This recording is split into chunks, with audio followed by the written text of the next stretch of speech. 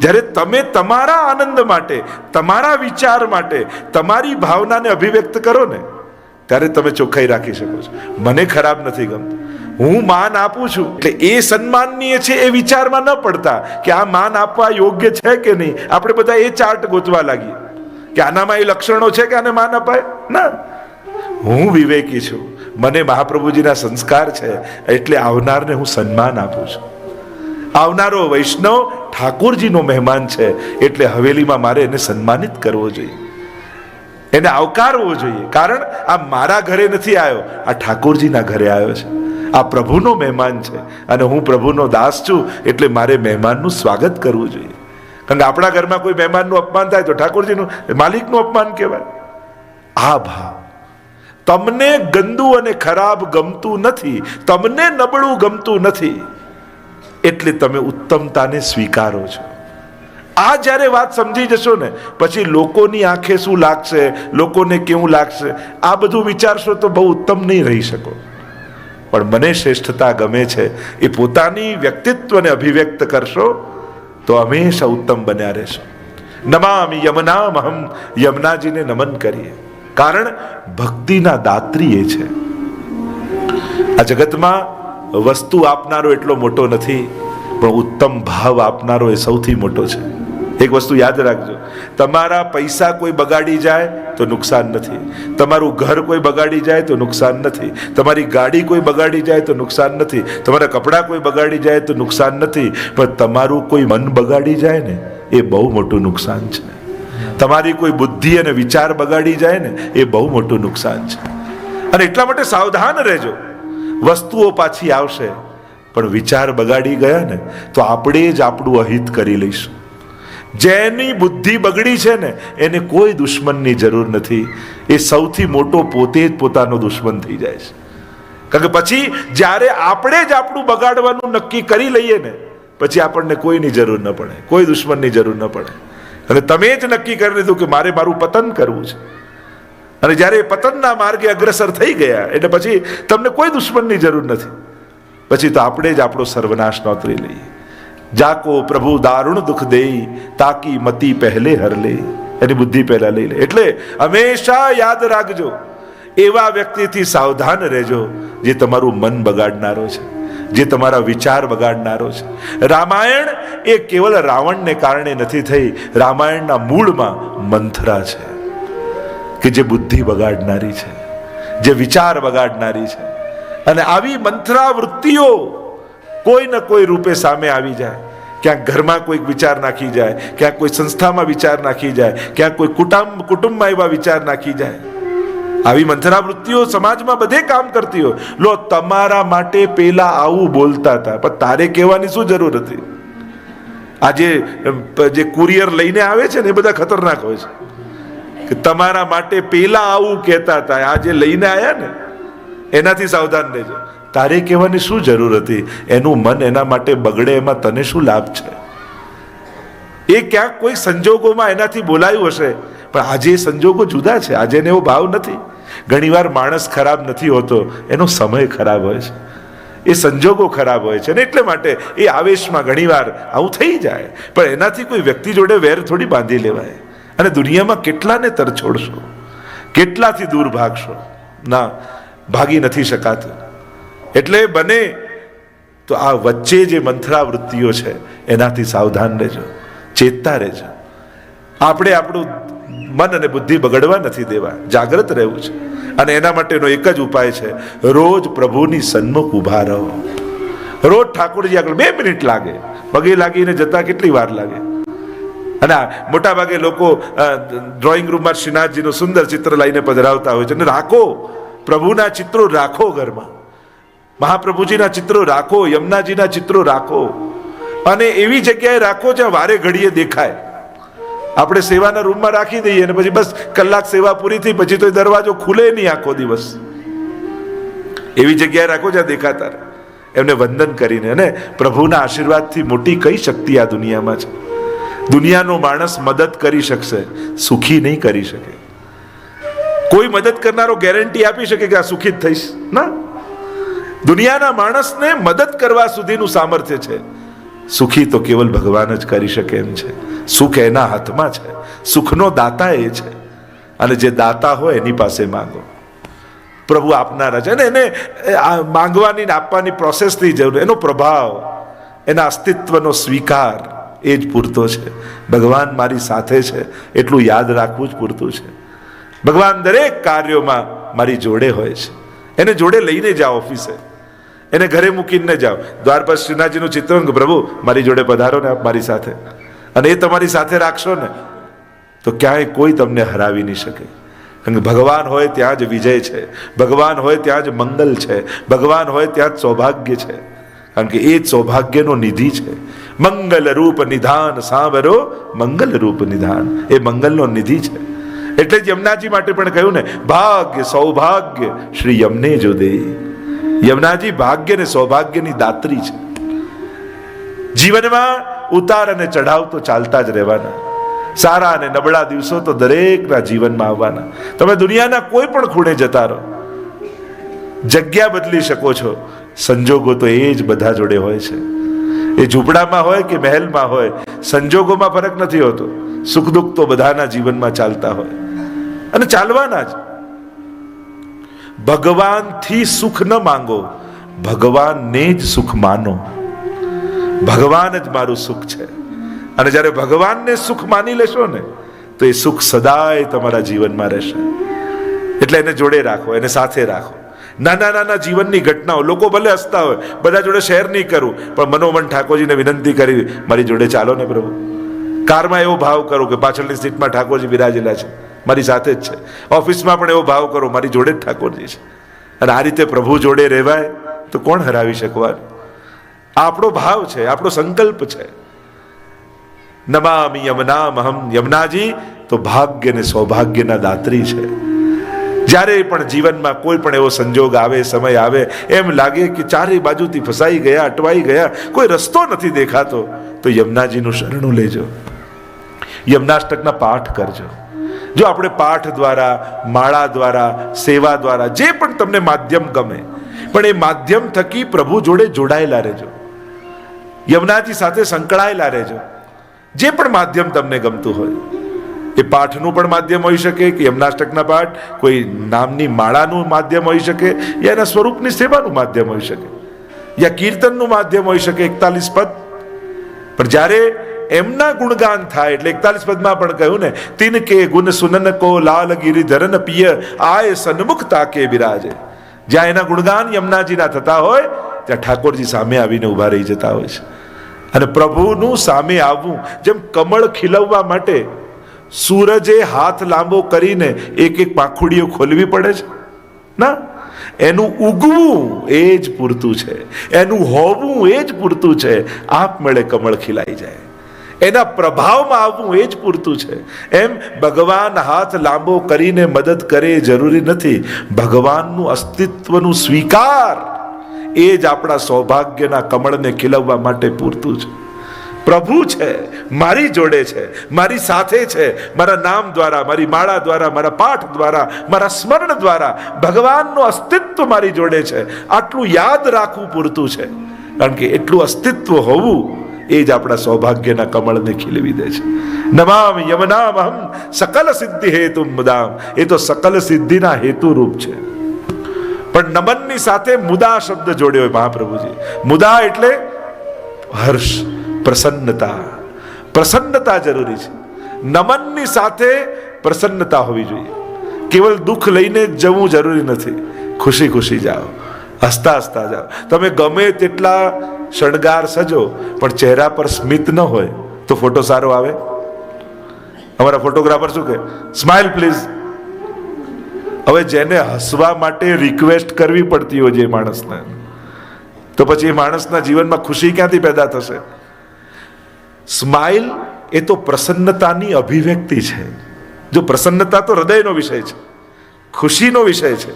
તમે એને અભિવ્યક્ત, જેમ કોઈ અંદરથી નારાજગી હોય તો ચહેરા પર કેવી આંખો, કોઈને પેઇન્ટિંગ કરવા બતાવો કે કોઈ ક્રોધી માણસનું પિક્ચર ડ્રો કર, તો એ આંખ લાલ કરી નાખશે, નાની કરી નાખશે, ચહેરા આમ કરી નાખશે.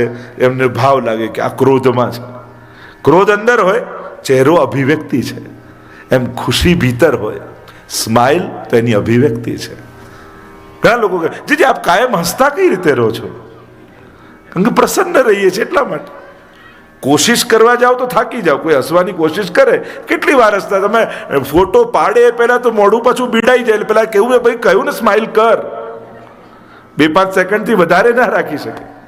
પણ જેને ભરોસો હોય ને કે ભગવાન મારી માથે છે, એ 24 કલાક પ્રસન્ન રહી શકે છે. જેના આનંદ રૂપ કૃષ્ણ જેના માથે બિરાજતો હોય, જેની સાથે રહેતો હોય, ક્ષણ ક્ષણ જેની જોડે હોય, એના જ જીવનમાં પ્રસન્નતા આવે. વલ્લભના શરણે જઈ રહીએ આનંદમાં. જેની શરણાગતિ દ્રઢ હોય ને એના જ જીવનમાં પ્રસન્નતા હોય. બાકી કોશિશ બહુ વાર ટકતી નથી. સ્વભાવ બનવો જોઈએ, પ્રસન્નતા આપણો નેચર બનવો જોઈએ. અને ખરેખર આનંદ રૂપ જ આપણે બધા છીએ, એ ભૂલી જઈએ છે. એટલે ખુશી થવા માટે આપણે લોકોએ પાર્ટી કરવી પડે, ઇવેન્ટ કરવા પડે કે બહુ દિવસ થયા, ચલો ને કંઈક પાર્ટી કરીએ તો મજા આવે. હવે તમે નાના હતા, 4 વર્ષના 2 વર્ષના, ત્યારે ખુશ રહેવા માટે પાર્ટી કરવી પડતી હતી. તમે 24 કલાક ખુશ જ હતા. જેમ જેમ મોટા થતા જઈએ એમ ખુશ રહેવા માટે પણ ઇવેન્ટો જોઈએ આપણને. ઇવેન્ટ વગર ખુશી ના આવે. તો આપણી ખુશી આવી ઇવેન્ટોને પરાધીન થઈ જાય તો પ્રગટ કઈ રીતે થાય પ્રસન્નતા? પ્રસન્નતા આપણો સ્વભાવ છે. હા, એ પ્રસન્નતાની અભિવ્યક્તિ રૂપે ઉત્સવો થાય, મનોરથો થાય, પ્રસંગો થાય, પાર્ટીઓ થાય, એની અભિવ્યક્તિ રૂપે કે હું પ્રસન્ન છું એટલે આ કરું છું. મારે ખુશ થવું છે એટલે આ કરું છું એમ નહીં, હું ખુશ છું એટલે આ કરી રહ્યો છું. ખુશી મેળવવા માટે નહીં, ખુશીની અભિવ્યક્તિ માટે કે હું જેટલી પ્રસન્નતામાં છું એ પ્રસન્નતા બધાને મળે એટલા માટે મારે ઇવેન્ટ કરવો છે. જ્યારે આ સંજોગો આવે ત્યારે એનો આનંદ કંઈક જુદો હોય. તો શ્રી યમનાષ્ટકને કરવાના ફળ 5 ફળ મહાપ્રભુજી બતાવ્યા. તવાષ્ટકમિદમ મુદા પઠતિ સુરસૂતે સદા. પહેલું ફળ સમસ્ત દુરિતક્ષયો, બધા જ પાપ નિર્મૂલ થઈ જાય. જાણતા જાણતા કેટલા અપરાધો થતા હશે કોણ જાણે. પાપ મુક્ત કોણ હોઈ શકે? સહજ છે, જીવનમાં પાપ આવે, થાય, ન ઈચ્છવા છતાંય થાય. માણસ છીએ ને, માણસને માણસ તરીકે નહીં સ્વીકારો ને તો સંબંધો બહુ વાર ટકશે નહીં. આપણે બધા શું આઈડિયલ પેલા ચોપડીઓ લઈને ફરીએ છીએ. પતિ આવો હોય ને પત્ની આવી હોય ને પિતા આવા હોય ને માતા આવા હોય, અને ચોપડીઓને કથામાં સાંભળીએ અને ઘરે જઈને જોઈએ કે આ તો સાવ ઊંધા છે. એક છોકરાને એસે આવે લખવા માટે, ફાધર માટે, અને જે વાંચ્યું બુકમાં મમ્મીને પૂછ્યું તો કે આ ઘરમાં રહે છે કોણ છે? અરે એસે ના પપ્પા જુદા હોય અને પ્રેક્ટિકલ પપ્પા તો પપ્પા જ હોય. મૂળ વાત છે, ચોપડીમાં લખેલો માણસ ગોતવા જશો ને તો એકલા રહી જશો. માણસ જેવો છે એને સ્વીકાર કરતા શીખો. ભૂલો હોય ને, સ્વભાવ હોય ને, બધાના જુદા વ્યક્તિત્વ હોય જ, અને જુદાપણું નહીં સ્વીકારો તો ભેગા કેમ રહેવા છો? પોતાના જેવા બનાવવાની મહેનત કરવા જશો તો એકલા રહી જશો. વ્યક્તિઓ દૂર ભાગશે. અને હવે તો નાના બાળકને પણ 4 વાર ટોકો તો એને નથી ગમતું, એ વાત કરવાનું છોડી દેશે કે આમની જોડે તો બોલાયું જ નથી. જેવા છે એવા માણસોને સ્વીકારો. તમારી કોઈ ચિંતા કરે છે, ઘણી વાર યુવાનોને મને એમ થાય કે આટલું બધું તમે ભણો છો, કોઈ ડોક્ટર થાય, કોઈ લોયર થાય, કોઈ કેટલું ભણી લો છો. આટલું બધું ભણનારો વ્યક્તિ પોતાના મા બાપના દિલને ન વાંચી શકે તો એનાથી મોટો અભણ કોને કહી શકાય? કે તમારા મા બાપ તમને ટોકે છે એમાં તમારું એમનો પ્રેમ છે, એની ચિંતા છે, એની લાગણી છે. એને કઈ તમને વઢવામાં મજા નથી આવતી, તમને ટોકવામાં મજા નથી આવતી, પણ એના પ્રેમને કારણે તમારી એ ચિંતા કરે છે.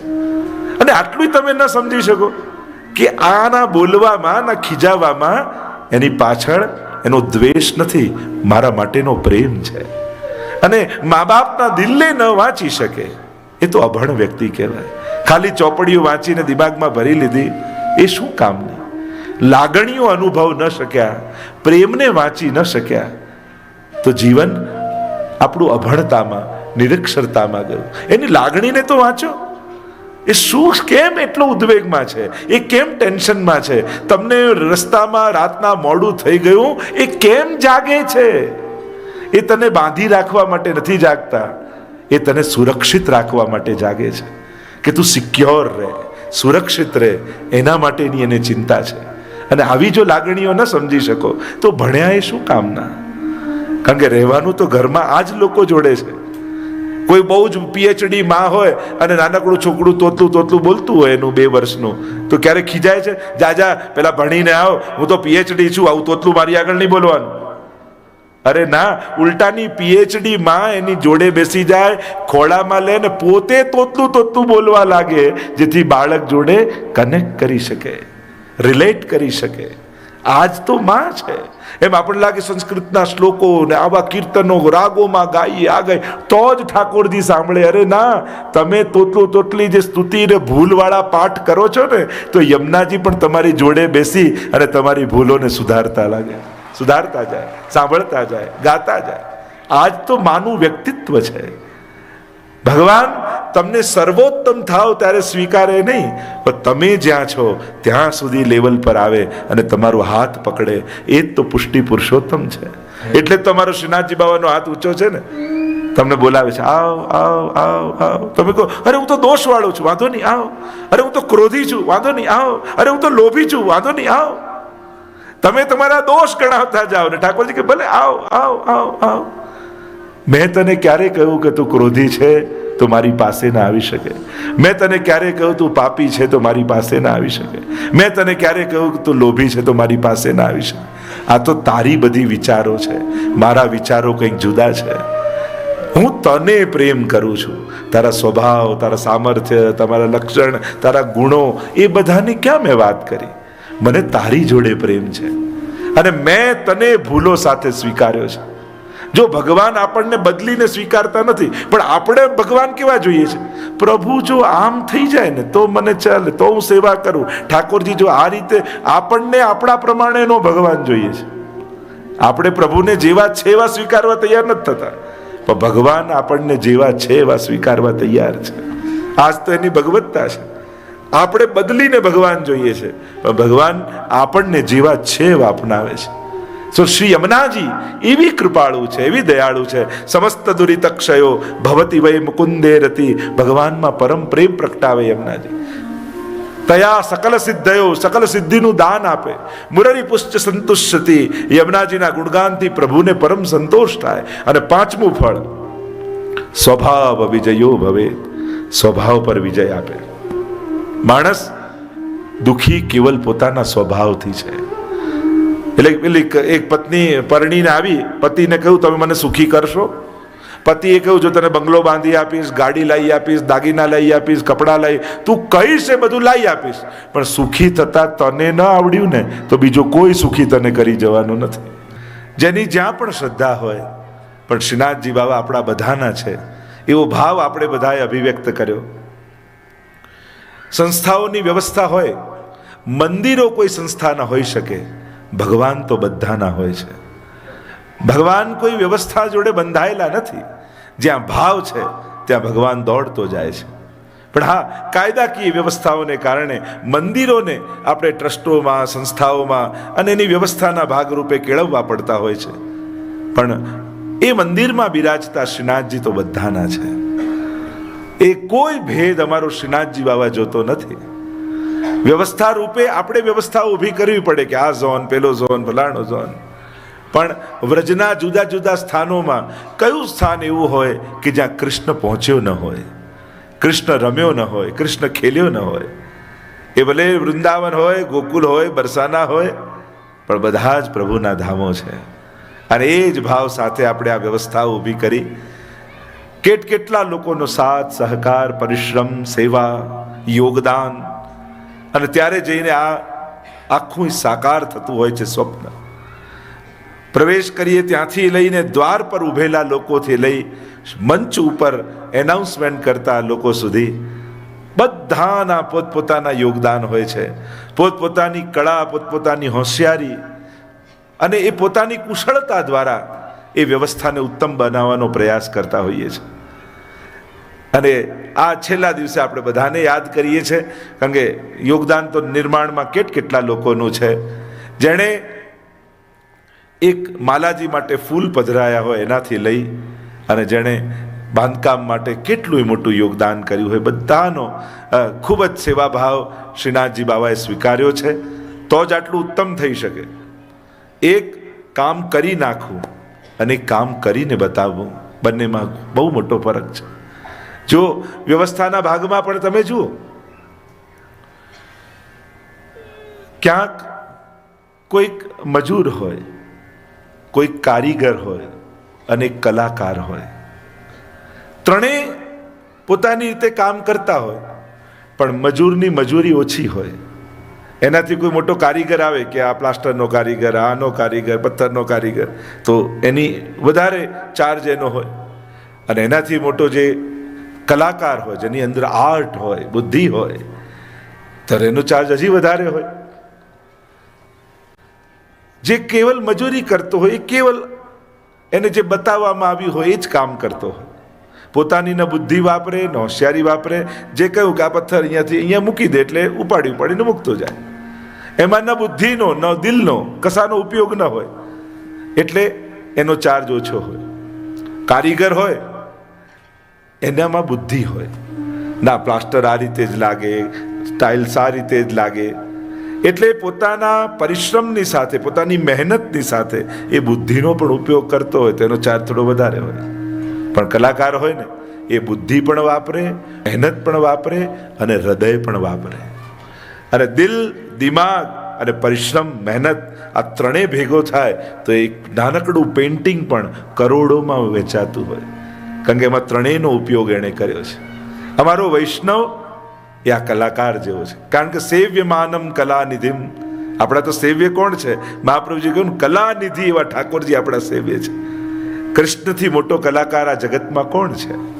જે સર્વ કલાઓમાં નિપુણ હોય એ જ તો કૃષ્ણ છે. એટલે વૈષ્ણવ પણ એવો હોય, મહેનત પણ એટલી જ કરે, પણ સાથે સાથે બુદ્ધિ અને હૃદય બંનેનો ઉપયોગ કરીને કરે. અને એટલા માટે જ આ સુંદરતા જે દેખાય છે, આ ઉત્તમતા દેખાય છે. તમે વલ્લભધામ હવેલીમાં પ્રવેશ કરો અને બહારના ગેટથી લઈ અને એક એક સીડીઓ ચડતા જાઓ ને તમને દિવાલો પર ચિત્રો દેખાતા હોય, ક્યાંક સુંદર પેઇન્ટિંગ દેખાતું હોય. એ કોઈ કન્સ્ટ્રક્શન લાઈનનો વ્યક્તિ હોય, બહુ અનુભવી, એ જુએ તો એને પણ એમ થયો આવું કામ તો ન થાય. આપણે ઊભા રહીએ, પોતાનું ઘર બાંધીએ ને તોય આટલું પરફેક્શન કામમાં ના આવે. એટલે તમને કન્સ્ટ્રક્શન વાઇઝ પણ ઉત્તમ લાગે. કોઈ આવે બુદ્ધિવાળો વ્યક્તિ કે પ્લાનિંગ કેવું છે, ક્યાંથી લોકો આવશે, ક્યાંથી જશે, ક્યાંથી લિફ્ટ મળશે, ક્યાં કાર ઊભી રહેશે, ક્યાં પાર્કિંગ કરશે. અને કોઈ બુદ્ધિમાન વ્યક્તિ આવે કે જે આને સમજે છે, પ્લાનિંગ કરે છે, એવો કોઈ આર્કિટેક્ટ આવી જાય તો એને પણ ગમે. ક્યારે કેટલું બધું પ્લાનિંગ વિચાર્યું છે કે આ બધાની સુવિધા સચવાય. અને કોઈક વૈષ્ણવ આવે, કોઈ કલાકાર, કોઈ આર્ટિસ્ટ પ્રવેશ કરે તો એને પણ એવા સુંદર ચિત્રો દેખાય, એવી સુંદર કારીગરી દેખાય. ક્યાંક કમળ છે, ક્યાંક ગોપીઓ છે, ક્યાંક પિલરમાં હાથીઓ લાગ્યા છે, ક્યાંક દ્વાર પર સિંહ ઊભા છે, અંદર સુંદર સુંદર પેઇન્ટિંગો છે. અને એમાં પણ જો દર્શન ખુલે તો એવા સુંદર સાજ, શ્રૃંગાર, શ્રીનાથજી બાવાની એવી સુંદર સજાવટ, તો એ કલાકારને પણ આનંદ આવે. એમ જ્યારે કોઈ સર્જન થતું હોય, એ જો આ ત્રણેય પાસાઓ એના સાચવવામાં આવે તો એ શ્રેષ્ઠ સર્જન કહેવાય. અને ખાસ કહીશ, શ્રેષ્ઠતમ સર્જન કોઈ થયું હોય તો આ વલ્લભધામનું થયું છે, કે જેમાં દરેક પાસાઓને ઉત્તમ રીતે આપણે સર્જન થતા જોઈ શકીએ છીએ. ક્યાંય તમને નબળું ન લાગે. કોઈ પણ પાસાથી, તમે કોઈ કન્સ્ટ્રક્શનથી, કોઈ આર્કિટેક્ટના માઇન્ડથી, કોઈ આર્ટિસ્ટના માઇન્ડથી, કોઈ પણ રીતે તમે એને જુઓ, તમને સર્વોત્તમતા જ દેખાય. અને આ સર્વોત્તમતા કેવલ દેખાય છે એ નથી હોતી. આ ઉત્તમતા બનાવનારના દિલની હોય છે. જો જે સારું વિચારી શકતો હોય, ઉત્તમ વિચારી શકતો હોય, એ જ ઉત્તમ સર્જન કરી શકે. બધું ચાલશે ચાલશે ચાલશે એમ કરીને કરો તો જુદું જ દેખાય કે અહીંયા બધું ચલાવી લીધું લાગે છે. અને નહીં ચાલે આમ જ જોઈશે, નહીં ચાલે આમ જ જોઈશે. જેણે ઉત્તમતાનો આગ્રહ રાખ્યો હોય ને એ જ ઉત્તમ સર્જન કરી શકે. તો અમારા સર્વ ટ્રસ્ટીઓ, અમારી નિર્માણ સમિતિ, અમારા સર્વ વૈષ્ણવો, જે લોકો આ નિર્માણ સાથે જોડાયેલા હતા, એમની દરેકની ભાવના એ હતી ઉત્તમમાં ઉત્તમ વસ્તુ થવી જોઈએ. આ સુંદરતા ઇમારતની નથી, આ સુંદરતા નેરોબીમાં વસતા વૈષ્ણવના હૃદયની છે. કારણ કે તમારા દિલમાં સૌંદર્ય હતું તો તમે સુંદરતાને સર્જી શક્યા, ઉત્તમતાને સર્જી શક્યા. નબળા વિચારવાળા લોકો નબળું જ કરે અને ઉત્તમ વિચારવાળા લોકો ઉત્તમ જ સર્જે. અને એમાં સર્વોત્તમ એવા અમારા ઠાકોરજી હોય કે મધુરાધિપતે અખિલમ મધુરમ. જે અખિલમ મધુરમ હોય એનું તો એકે પાસું નબળું કેમ હોઈ શકે? જ્યાં જુઓ ત્યાં મધુરતાનો અહેસાસ તમને થાય. એ સેવાની ભાવનામાં હોય, એ કાર્યમાં હોય કે સર્જનમાં હોય, દરેક જગ્યાએ જુઓ એ કાર્યકર્તાના કાર્ય કરવાની કુશળતા જુઓ યા સર્જન કરનારા સર્જકોની કુશળતાને જુઓ, તમને બધે જ ઉત્તમતા દેખાઈ જશે. અને આ ઉત્તમતા એમને એમ નથી આવતી. ઠાકોરજી હૃદયમાં વસ્યા હોય ને તો જ માધુર્ય પ્રગટ થાય, તો જ ઉત્તમતા પ્રગટ થાય.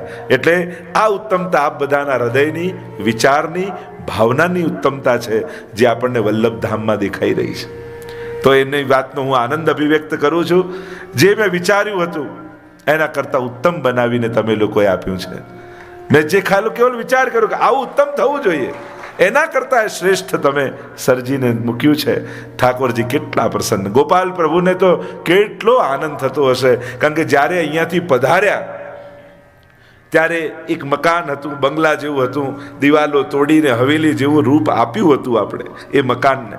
પણ જ્યારે પાછા વાતે ગાતે પધાર્યા ત્યારે શ્રીનાથજી બાબા, ગોપાલ પ્રભુ દર્શન કરી આ હવેલીને જોઈને કેટલા રાજી થતા હશે, કેટલા પ્રસન્ન થતા હશે.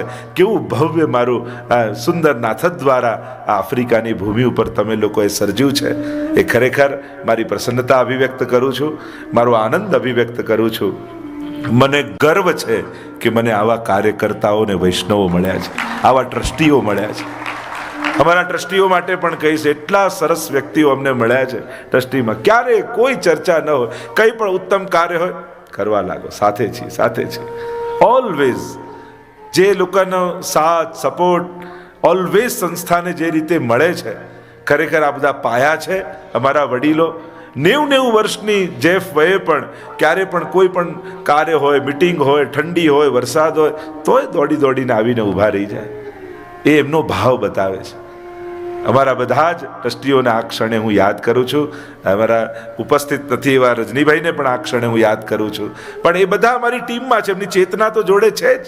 તો અમારા બધા જ ટ્રસ્ટીગણો એમને ખૂબ ખૂબ ભૂરી ભૂરી આશીર્વાદ પાઠવું છું. ઠાકોરજી તમને ખૂબ દીર્ઘાયુ આપે, સ્વસ્થ રહો અને આ રીતે જ સમાજનું પ્રતિનિધિત્વ તમે કરતા રહો એવા આશીર્વાદ પાઠવું છું. અમારા નાના નાના પાઠશાળાના બાળકોથી લઈ, કારણ કે કાર્ય કરવામાં તો એ લોકો લાગી જતા હોય છે, અને મોટા મોટા બધા જ વડીલો, કાર્યકર્તાઓ સાથે એ બહેનો હોય, ભાઈઓ હોય, બધા જે રીતે મળીને આ નવનિર્માણમાં જે તમે લોકોએ કાર્ય કર્યું છે એ ખરેખર વિશ્વના વૈષ્ણવો માટે પ્રેરણા બની ગયું છે આજે. કારણ કે દરેક દેશોમાંથી ફોન આવે છે કે અમને એટલું બધું શીખવા મળ્યું છે કે આયોજન કઈ રીતે કરાય, કઈ રીતે ભેગા મળીને કાર્ય કરાય. એ દરેક દેશોમાંથી મને ફોન આવ્યા છે. તો એ વાતનું હું ગૌરવ અનુભવું છું કે નૈરોબીના વૈષ્ણવે ખરેખર કરીને બતાવ્યું છે. વાતો નથી કરી, સર્જન કર્યું છે. બહુ મોટી વાત છે. વાતો ઘણી જગ્યાએ થતી હોય, સર્જન બહુ ઓછી જગ્યાએ થતું હોય છે. પોતે એક્ઝામ્પલ પૂરું પાડવું એ બહુ મોટી વાત છે. કેવલ ફિલોસોફીઓ અને મોટી મોટી વાતો કરવી સહેલી હોય છે, પણ સર્જન કરીને બતાવવું, કાર્ય કરીને બતાવવું, પોતે ઉદાહરણરૂપ બનવું એ બહુ મોટી સિદ્ધિ હોય છે. અને એ સિદ્ધિ આપે પૂરી પાડી છે. આજનો વિષય શ્રી યમુના મધુરા. યમુનાજીને કેન્દ્રમાં રાખીને ચર્ચા કરી. કારણ કે પહેલા દિવસે ભાગવતજી, ગીતાજી, મહાપ્રભુજી, આજે યમુનાજી. અને શ્રી યમુનાજી માટે પ્રત્યેક વૈષ્ણવના હૃદયમાં એક કંઈક સોફ્ટ કોર્નર હોય છે બધાને, એક કંઈક વિશેષ લાગણી યમુનાજી. જેમ પ્રત્યેક બાળકને એક મા માટે હૂંફ હોય, લાગણી હોય, એવી જ લાગણી પ્રત્યેક વૈષ્ણવને યમુનાજી માટે હોય છે. કારણ કે યમુનાજી માં છે ને. અને યમનાષ્ટક પણ બોલતા હોઈએ ને તો એક બાળક જાણે માને પુકારતો હોય ને એવી લાગણી સાથે યમનાષ્ટક કરતા હોઈએ છે. એમ થાય કે અમારું કોણ. જો બાળકને પણ તકલીફ આવે ને તો પપ્પા પછી બોલે, પેલા મમ્મી શબ્દ નીકળે, માં શબ્દ નીકળે. અને એ માતૃત્વનો અહેસાસ, એક અલૌકિક માનો અહેસાસ.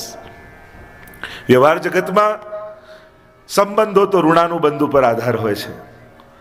ક્યાંક ઋણાનુબંધ હોય ને ક્યાંક ના હોય, પણ અલૌકિક માં એવી છે કે અજાણે અધર્મી નાહી ગયો તોય માએ કર્યો ઉદ્ધાર. ગમે તેવા કુભાવ સાથે પણ આવ્યો હોય ને, પણ શ્રી યમુનાજી તો કૃપા જ કરનારા છે. અને આપણે બધા ભાગ્યશાળી છીએ કે આપણી વૈષ્ણવતા, જો એક વ્યક્તિપણું, અને વ્યક્તિને ઘણા સંબંધો હોય, અને ઘણા જોડે બને, ઘણા જોડે ન બને, ઘણા જોડે લેણું હોય, ઘણા જોડે ના હોય, વ્યક્તિમાં થઈ શકે, પણ એક વૈષ્ણવ તરીકે આપણને યમુનાજી જેવા મા મળ્યા છે, એ આપણા બધાનું સૌભાગ્ય છે. આપણા આધ્યાત્મિક જગતના આપણા મા શ્રી યમુનાજી છે. એટલે ષોડશ ગ્રંથમાં પહેલો ગ્રંથ શ્રી યમુનાષ્ટક મહાપ્રભુજીએ રાખ્યો, કારણ કે ભક્તિના દાત્રી શ્રી યમુનાજી છે. આ માર્ગમાં આપણને આંગળી પકડીને ચલાવનારા શ્રી યમુનાજી છે. જેમ નાના બાળકને માં ચલાવતા શીખતી હોય અને આંગળી પકડીને ચલવે અને જીવ ચાલતો થાય, એમાં અલૌકિક માર્ગમાં કોઈ આપણને ઊભા કર્યા હોય, કોઈ આપણને તેડ્યા હોય, કોઈ આપણને ચાલતા કર્યા હોય તો શ્રી યમુનાજી છે.